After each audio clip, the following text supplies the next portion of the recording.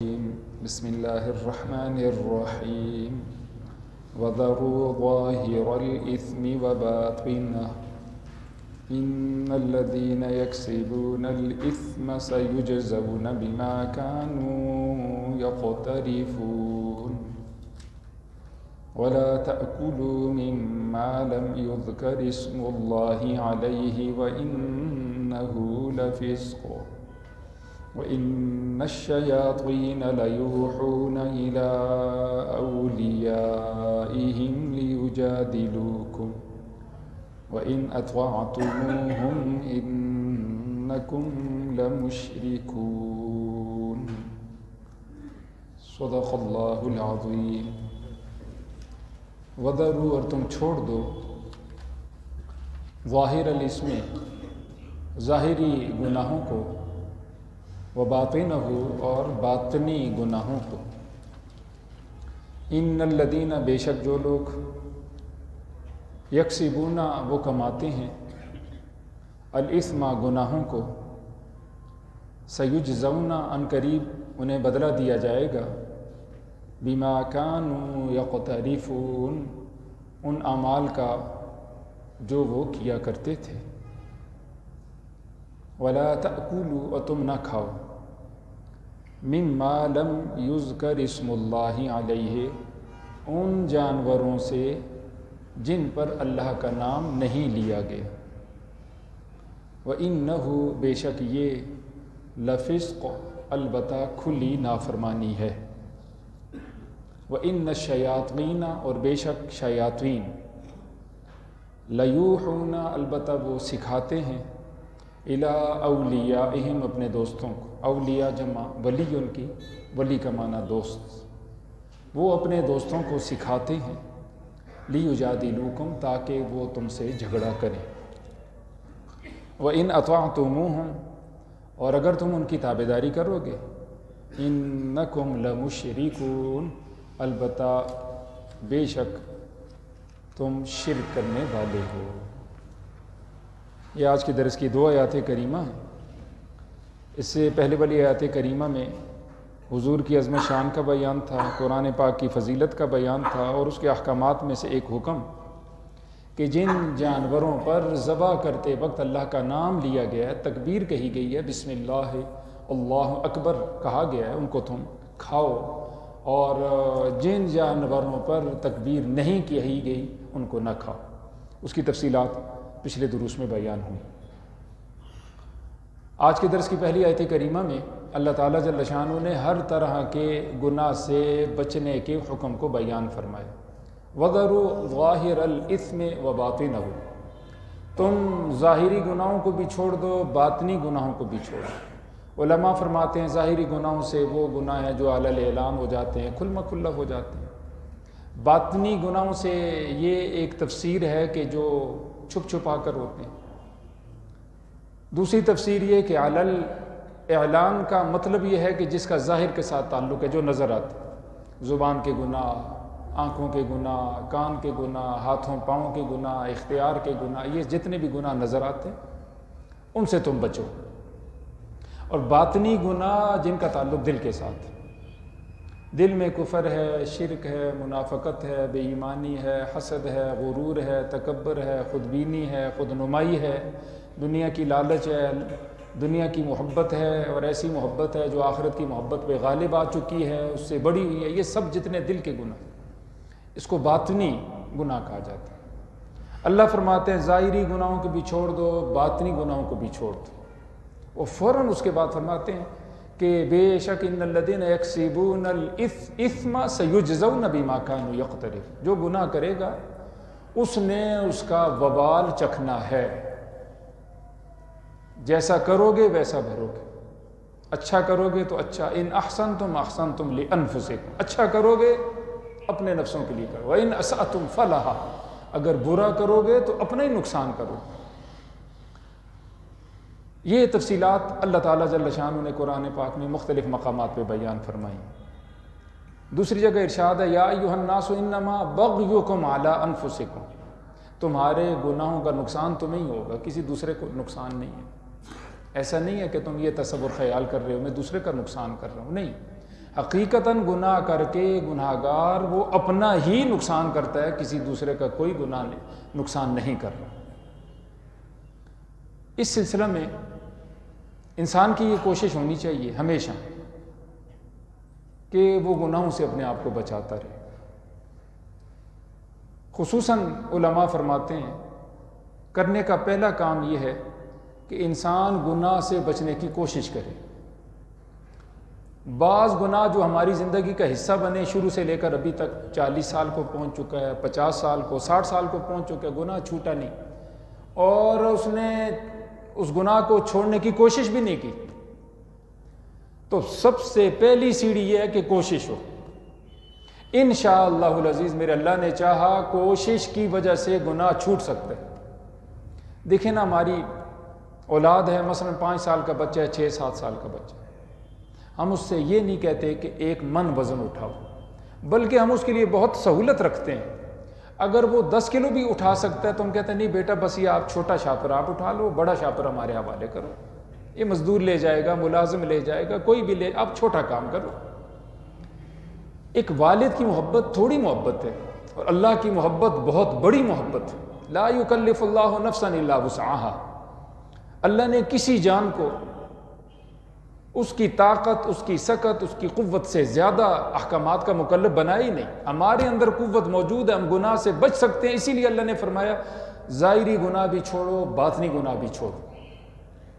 کوشش ہوگی من جد فوجد، جو جس کی اس دنیا میں کوشش کرے گا اس کو پا لے۔ چور چوری کی کوشش کرتا ہے، چوری کر جاتا ہے، پہلی دفعہ نہیں تو دوسری دفعہ، دوسری دفعہ نہیں تو 10ویں دفعہ۔ جی ڈاکو ڈاکے کی کوشش کرے گا، وہ 1 دفعہ ناکام ہوگا، پھر ناکام ہوگا، ایک وقت آئے گا وہ کامیاب ہو جائے گا۔ اگر یہ کامیاب ہو سکتے ہیں تو میرا آپ کا یہ سوال ہونا چاہیے اور سوچ ہونی چاہیے کہ نیک آدمی کیوں نہیں کامیاب ہو سکتا؟ یقیناً کامیاب ہوگا، بلکہ اس سے زیادہ اچھے انداز سے کامیاب ہوگا۔ شرط ہے کہ یہ گناہوں سے بچنے والا کوشش کر کے تو دیکھے۔ ایک بزرگ تھے، ان سے ان کے تعلق والے نے کہا جی میں نے بڑی کوشش کی ہے گناہ سے بچنے کی، لیکن مجھ سے چھوٹا نہیں جاتا، مجھے بدنظری کا گناہ جو ہے وہ میری زندگی کا حصہ بن چکا ہے، اور میں کوئی بھی عورت سامنے آئے تو میری نظر نیچے نہیں ہوتی، بس کوشش بہت کرتا ہوں جی، لیکن بھرے بازار میں کوئی عورت میری اس گندی نگاہ سے محفوظ نہیں رہ سکتی۔ نماز بھی پڑھتا ہوں، ذکر بھی کرتا ہوں، اعمال بھی کرتا ہوں۔ حضرت نے فرمایا نہیں، دل سے کوشش تو نے نہیں کی۔ پھر بھی اس نے کہا نا جی بڑی کوشش کی۔ حضرت نے کہا اچھا ٹھیک ہے، اسی بازار سے جاتا ہوں، آتے جاتے ہو اپنے گھر سے مجھ تک، ایک پریکٹیکلی اس کو کہا جی کہ میں تمہیں دودھ کا پیالہ دیتا ہوں، ایک ساتھ تمہارے میں اپنا بندہ بھی بھیجتا ہوں، بڑی احتیاط کے ساتھ یہ دودھ کا پیالہ تم نے اپنے گھر تک لے جانا ہے، پھر واپس لانا، اور اگر اس دودھ سے کچھ گر گیا تو یہ ساتھ والا تجھے جوتا لگائے گا۔ اس نے منظور کیا، چنانچہ وہ وہاں سے نکلا، دودھ کا پیالہ بڑی احتیاط سے لے گیا اپنے گھر تک، پھر واپس لے آیا۔ حضرت نے پوچھا کیوں راستے میں کچھ بدنظری ہوئی؟ اس نے کہا نہیں جی۔ کیوں نہیں ہوئی؟ کہا جی بس وہ مجھے فوراً خیال آتا تھا کہ اگر دودھ گرے گا، تھوڑی سی میں نے بے احتیاطی کی تو ساتھ والا جو ہے بھرے بازار کے اندر مجھے ذلیل کر دے، تو یہ ذلت مجھے منظور نہ تھی۔ حضرت نے فرمایا دیکھو بالکل اگر ہم گناہ کریں گے، بدنظری کریں گے، اللہ کو ناراض کریں گے، تو میرے آپ کے سامنے قرآن ہے سیجزون بما کانوا یقترفون، وہ اولین آخرین موجود ہیں، آبا بھی ہیں، اولادیں بھی ہیں، بیویاں بھی ہیں، دوست احباب بھی ہیں، تعلق دار بھی ہیں، سب وہاں جب یوم تبلی السرائر، جہاں راز کھلیں گے، نیکیاں بدیاں ظاہر ہو جائیں گی، تو پھر کتنی ذلت ہوگی۔ اس کو سوچتے تم، جو حقیقی ذلت ہے، یہ عارضی ذلت ہے، وہ دائمی ذلت ہے۔ تو اگر یہ کیفیت سچی تیرے اندر پیدا ہو جائے تو اللہ تعالیٰ جل شانہ تجھے اس گناہ سے بچنے کی توفیق نصیب فرمائیں گے۔ تو بالکل اسی طرح ہے، اگر ہم کوشش کریں تو مشکل کوئی۔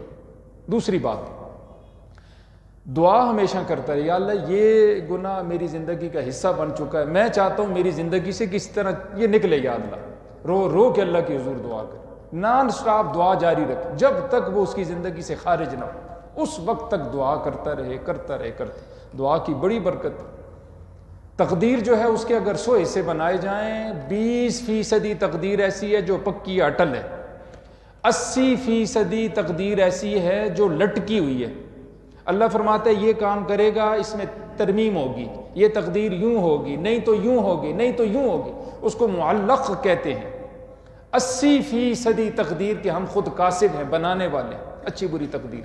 اللہ نے مجھے آپ کو اختیار دیا، لہٰذا دوسرا کام یہ ہے کہ ہم ہمیشہ اللہ تعالیٰ جل شانہ سے دعا کرتے ہیں۔ حضور کی جو دعا صحابہ کو سکھائی، اللہم حبب الینا الایمان وزینہ فی قلوبنا وکر الینا الکفر والفسوق والعصیان وجعلنا من الراشدین، یا اللہ ہمارے ہاں ایمان کو، نیکی کو خوبصورت بنا دے، ہمارے دلوں میں اس کی محبت اور چاہت کو پیدا کر، اور یا اللہ ہمیں ہدایت نصیب فرما دے۔ یہ حضور نے اپنے اصحاب کو دعا سکھائی۔ تیسرا کام کرنے کا یہ ہے، اپنے دوست احباب جن کو اس کے گناہوں کا پتہ ہے ان کو بھی کہے جی میں اس گناہ سے بچنا چاہتا ہوں، تم میری رہنمائی کیا کرو، مجھے واعظ و نصیحت کیا کرو۔ انشاءاللہ اگر وہ اچھے ہوں گے، واعظ و نصیحت کریں گے، اس کا اثر بہت پڑے۔ چوتھا کام یہ ہے کہ بتکلف جن اوقات کے اندر وہ گناہ کرتا ہے، اپنے آپ کو شروع میں عادتاً زبردستی نیک کاموں میں لے جائے۔ شروع میں عادت نہیں ہوتی، شروع میں صرف اور صرف بچے کو عادت ڈالی جاتی، بچہ تو نماز پڑھ، بس اس کو کیا پتہ اللہ کی کیا عظمتیں ہیں، کیا 7 سالہ بچہ، 10 سالہ بچہ، اس بیچارے کو کیا پتہ، روزہ کیا اس بیچارے کو کیا پتہ، والدین کے ساتھ بچے چلے جاتے ہیں ان کو کیا پتہ حج کیا ہے، عمرہ کیا ہے، اللہ کا گھر کیا ہے، اس کی عظمتیں شانیں کیا ہیں، لیکن وہ ان سے اعمال کروائے جا رہے ہیں، کلمہ پڑھایا جا رہا ہے، بچہ حتیٰ کہ پیدا ہوتا ہے اس کے کانوں میں اذان اقامت کہی جا رہی ہے۔ یہ سب اس لیے ہے کہ تاکہ عادت ہو، رفتہ رفتہ رفتہ رفتہ وہی عادت عبادت بن جائے گی۔ تو یہ چند کام ہم کریں گے، عادتاً اچھی محفل میں جانا، اچھے لوگوں کے پاس جانا، عادتاً نیکی میں اپنے آپ کو لگانا، اور پھر اللہ سے دعا کرنا، کوشش کرنا، یہ سارے سلسلے ایسے ہیں میرے آپ کے لیے نیکی کرنا آسان ہو جائے گا، گناہ سے بچنا آسان ہو جائے گا۔ 3 چیزیں وہ گناہ سے بھی زیادہ بری ہیں۔ اول، گناہوں کو حقیر سمجھنا، اور جی یہ بھی کوئی گناہ ہے اور کوئی مسئلہ نہیں جی، اللہ غفور الرحیم، اللہ بخشنے والا مہربان، یہ گناہ سے بھی زیادہ برا۔ تحسبونہ ہینا وہو عند اللہ عظیم۔ حضرت سیدہ عائشہ صدیقہ رضی اللہ تعالیٰ عنہ پہ جو تہمت لگی تھی منافقین نے لگائی تھی، کچھ مسلمان بھی اس سے متاثر ہو گئے، تو اللہ نے سورہ نور میں فرمایا تم اس کو بڑا ہلکا خیال کرتے ہو، حالانکہ وہ اللہ کے ہاں بہت بڑا گناہ ہے۔ لولا اذ سمعتموہ ظن المؤمنون والمؤمنات بانفسہم خیرا، اور جب تمہارے کانوں تک یہ بات ٹکرائی تھی تو تم نے اپنے لوگوں کے بارے میں، حضور کی ازواج کے بارے میں، مسلمانوں کے بارے میں اچھا گمان کیوں نہ کیا؟ تمہیں تو اچھا گمان کرنا چاہیے تھا۔ نہیں ایسا نہیں ہو سکتا، یہ ناممکن ہے کہ حضور کی بیوی سے اس طرح کی کوئی بات ہو جائے، تو تمہیں اپنی جانوں سے بھی ان کو اچھا سمجھنا چاہیے تھا، بجائے اس کے کہ ایسی صورت ہوتی تم نے اپنا اس میں حصہ ڈال دیا۔ تو اللہ نے سخت مذمتیں بیان فرمائیں۔ گناہ کو ہلکا جاننا یہ گناہ سے بھی زیادہ برا ہے۔ دوسری چیز، گناہوں پہ اصرار، وہ گناہ سے بھی برا۔ گناہ ہو جاتا ہے لیکن منصوبہ بندی سے ہمیشہ گناہ کرنا، اگلا گناہ ابھی ختم ہوا، نئے گناہ کی منصوبہ بندی، وہ ابھی ختم ہوا، اگلے منصوبہ بندی، ایک سمیٹ لیا، اگلے کی تلاش میں نکلا، حتیٰ کہ وہ گناہ کی، یہ اس سے بھی زیادہ برا ہے، گناہ سے بھی زیادہ برا۔ اور تیسرا، گناہوں پہ خوش ہونا۔ ہم گناہ کر بھی جاتے ہیں، پھر اپنے دوست احباب کے سامنے جا کے فخریہ بیان کرتے ہیں، اس وقت تو دل میں ہوتا ہے شاید یہ غلط کیا میں نے، لیکن پھر وہ مہینے بعد، 2 مہینے بعد، سال بعد، کچھ دیر کے بعد وہ فخریہ بیان کرتا رہے، میں نے فلاں کو یوں ذلیل کیا، اس کو یوں میں نے رگڑا، اور یوں کیا۔ یہ گناہ برا ہے، لیکن گناہ سے بھی یہ والا سلسلہ زیادہ برا۔ بہت لازم ہے ہم سب اپنا محاسبہ خود کریں، مراقبہ رات کو کریں، میں نے کیا کھویا، کیا پایا، یہ سب کے لیے لازم ہے۔ آج میں سارے کام خود کرتا ہوں، کل کچھ کام خود نہیں کروں گا، کپڑے خود پہنیں گے، میں ایک دن نہیں اتار سکتا، منہ خود دھوتا ہوں، ہاتھ دھوتا ہوں، وضو کرتا ہوں، نہاتا ہوں، یہ کام میں خود نہیں کر سکوں گا۔ میں کپڑے خود پہنتا ہوں، یہ کام خود نہیں، میں خود دیکھتا ہوں، چلتا پھرتا ہوں، یہ نہیں کر سکوں گا، مجھے کوئی اٹھانے والا ہوگا، نہلانے والا ہوگا، کفنانے والا ہوگا، لے جانے والا ہوگا، یہ سب، اور پھر مجھے مٹی کے حوالے کر کے سب واپس آ جائے۔ یہ بہت لازم اور ضروری ہے کہ ہم اپنا مراقبہ کریں۔ دوسرا، محاسبہ خود کریں۔ تیسرا، محاسبے کے بعد جو ہماری غلطیاں ہیں ان پہ اپنے آپ کو کچھ نہ کچھ سزا دیں، کبھی تھوڑی تو کبھی بڑی۔ تاکہ ہماری اصلاح ہوتی رہے. باہر سے کوئی قوت طاقت نہیں آئی. آج کے دن صرف عمل ہو رہا ہے, حساب کوئی نہیں. ہم خود کوشش کریں گے انشاءاللہ العزیز, اللہ ہماری مدد فرمائیں گے. یہاں پہلی آیت کریمہ میں یہ ارشاد ہے وَذَرُوا, مجھے آپ کو ارشاد ہے تم چھوڑ دو ظاہر الاثم, ظاہری گناہوں جو سامنے گناہ ہیں کھل مکھل ہیں, علی الاعلان ہے, وباطنہ, باطن اندرونی کو کہتے ہیں, خفیہ بھی ہیں اندرونی بھی ہیں, یہ سب طرح کے گناہ ان کو تم چھوڑ دو. دنیا کے درباروں میں یا کسی بھی جگہ آپ چلے جائیں نا, وہ چوری پہ سزا دیں گے, ڈاکے پہ دیں گے, قتل پہ دیں گے, گالی پہ ہو جائے گی, تعزیری سزائیں ہیں, حدیں ہیں, سب کچھ. لیکن جو دل کے گناہ ہیں, دل کے گناہ کسی قانون کے اندر ان کی کوئی پکڑ نہیں. دل میں حسد رکھا ہوا ہے, دل میں نفرت ہے, بغض ہے, عداوت ہے, شرک ہے, فلاں, دل کے اندر جو کچھ. اللہ تعالیٰ جل شانہ فرماتے ہیں میرے بندو, جس طرح ظاہر پاک کرنا ضروری, اس سے کہیں زیادہ تمہارا باطن پاک ہونا چاہیے, تمہارا اندر پاک ہونا چاہیے. لہٰذا وہ ذات, وہ کہتے ہیں میں کسی جگہ نہیں سماتا, اگر میں سماتا ہوں تو تمہارے دلوں میں, اور دل تو میری جگہ ہے, میری محبت ہو, میرے رسول کی محبت ہو, میرے حکموں کی محبت ہو, نیکی کی محبت, وہاں تم نے گندگی رکھی ہوئی ہے تو گندی جگہ میں نہیں آتا. تو دل کو بار بار صاف کرنے کی ضرورت ہے, اور ایک دفعہ نہیں. جس طرح ہم گھروں میں صفائی کرتے ہیں اور بار بار صفائی کرنی پڑتی ہے, کچن کی, واش روم کی, کمروں کی, گرد و غبار سے, کچرے سے, باقی چیزوں سے, اس طرح دل بھی میلا کچیلا ہو جاتا ہے, اس کی بار بار صفائی ضروری ہے.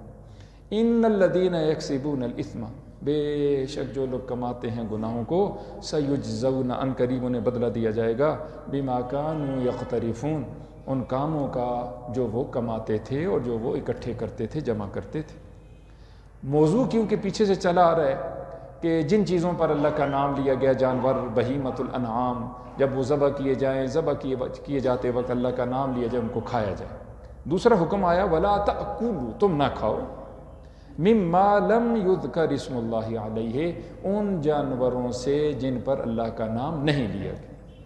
وَإِنَّهُ لَفِسْقٌ, کیونکہ یہ نافرمانی ہے. دو شکلیں اس میں. پہلی شکل یہ ہے ذبح کرنے والا ذبح کر رہے, اور اس کے دل میں تھا کہ میں تکبیر کہوں گا, لیکن وہ نہ کہہ سکا, بھول گئے, تو اس جانور کا کھانا حلال ہے. اس لیے کہ حضور اکرم صلی اللہ علیہ وآلہ وسلم کے ارشاد مبارک ہے, رفع عن امتی الخطأ والنسیان وما استکرہوا علیہ, او کما قال علیہ الصلوۃ والسلام, میری امت سے 3 چیزوں کا گناہ اٹھا لیا گیا جس پر زبردستی کی گئی. رفع الخطأ, غلطی, والنسیان, اور بھول, وما استکرہوا علیہ, اور جس پر زبردستی کی. ان 3 چیزوں میں سے ایک چیز بھول, دل میں تھا. حضور نے فرمایا کلوہ فإن تسمیۃ اللہ تعالیٰ فی قلب کل امرئ مسلم, او کما قال علیہ الصلوۃ والسلام, اس کو تم کھا لو کیونکہ ہر ایک مسلمان کے دل کے اندر اللہ کا نام موجود ہوتا. بھول کر رہ جائے تو کھا سکتے, جان بوجھ کے اس کو کہا گیا پڑھو بھائی, آپ ذبح کر رہے ہو, مسلمان ہو, پڑھو تم. وہ کہتے میں نہیں پڑھتا جی, میرے دل میں اللہ کا نام ہو. جان بوجھ کے اس نے چھوڑ دیا, تو اس کا یہ حکم ہے کہ اس کو ہم کھا نہیں سکتے, وہ چیز ہمارے لیے حلال نہیں. بکری بے شک حلال ہے, لیکن اگر تسمیہ جان بوجھ کے چھوڑی گئی ہے اس کو ہم استعمال نہیں کر سکتے, وہ ہمارے لیے حلال نہیں. اللہ فرماتے ہیں وَإِنَّهُ لَفِسْقٌ, اس کا چھوڑ دینا یا اس کا کھانا جان بوجھ کے یہ کبیرہ گناہ ہے. وَإِنَّ الشَّيَاطِينَ, اور بے شک شیاطین, لَيُوحُونَ, البتہ وہ سکھاتے ہیں, إِلَىٰ أَوْلِيَائِهِمْ, اپنے دوستوں کو. کیا سکھاتے ہیں؟ ملمہ کی باتیں اور چکنی چپڑی باتیں, لِيُجَادِلُوكُمْ, تاکہ وہ لوگ تم سے جھگڑا کریں. اس کی کچھ تفصیل پہلے بیان ہوئی ہے. جس کو تم ذبح کرتے ہو وہ تو تمہارے لیے حلال ہے, جس کو اللہ مارتا ہے اس کو کہتے ہو حرام ہے. بے کے بارے میں کہا گیا یہ حلال ہے, سود کے بارے میں کہا گیا حرام ہے. تو مشرکین نے کہا عجیب دین ہے, دونوں طرف پرافٹ آ رہے. ایک چیز 10 روپے کی لائی تھی, 12 روپے میں بیچو, 2 روپے تو پرافٹ ٹھیک ہے, لیکن کسی کو قرضہ دے دو, 12 روپے لے لو, 2 روپے اوپر لے لو, تو یہ حرام ہے. سمجھ نہیں آتی مسلمانوں کی. کہنے لگے انما البیع مثل الربا, جیسا سود ہے ایسی بے, جیسی بے خرید و فروخت ایسا سود ہے, اس میں کوئی فرق نہیں کرتے تھے. اس طرح کی بات. اس زمانے میں لوگ بیٹھ جاؤ جی مرد 4 شادیاں کر سکتا ہے تو عورت کیوں نہیں کر سکتی, اور جی عورت بھی 4 شادیاں کرے. اور جی مرد کے پاس اگر اختیار ہے طلاق کا تو عورت کیوں نہیں, اس کے پاس اختیار کیوں نہیں ہے. اور جی عورت اگر پردہ کرتی ہے تو مرد پردہ کیوں نہیں کرتا؟ اور جی عورت گھر کے اندر بیٹھتی ہے، اس کو کہا جاتا ہے تو گھر کے کام کر، عورت مرد باہر کے کام کرے، تو عورت کیوں نہیں کر سکتی؟ تو لہٰذا مرد بھی نکلیں، عورتیں بھی نکلیں، سب نکلیں باہر کام کے لیے، جہاں چاہیں جس طرح چاہیں آزاد زندگی گزاریں۔ اس کے لیے کوئی پابندی نہیں ہونی چاہیے کہ وہ اپنے شوہر سے پوچھے کہ میں کہیں جا رہی ہوں، کہیں آ رہی ہوں، میں 2 دن کے لیے جا رہی ہوں، 3 راتوں کے لیے جا رہی ہوں، ہفتے کے لیے۔ اس کو آزادی دینی چاہیے جس طرح مرد آزاد۔ تو یہ جتنی باتیں بھی ہیں قرآن و سنت کے خلاف، فرمایا یہ شیاطین اپنے دوستوں کو سکھاتے ہیں تاکہ وہ مسلمانوں سے جھگڑا کریں۔ اور ان اطاعتموہم، سوال یہ ہے اگر کفر یا شرکیہ باتیں ان کافروں کی یا کافروں کے جو ایجنٹ ہیں ان کو مان لیا جائے، اللہ فرماتے ہیں اگر تم ان کی تابعداری کرو گے انکم لمشرکون، بے شک البتہ تم شرک کرنے والے ہوگے۔ اللہ میری آپ کی حفاظت فرما دے۔ اللہ سے دعا ہے اللہ ہمیں یقین عمل کی توفیق سے مالا مال فرمائے۔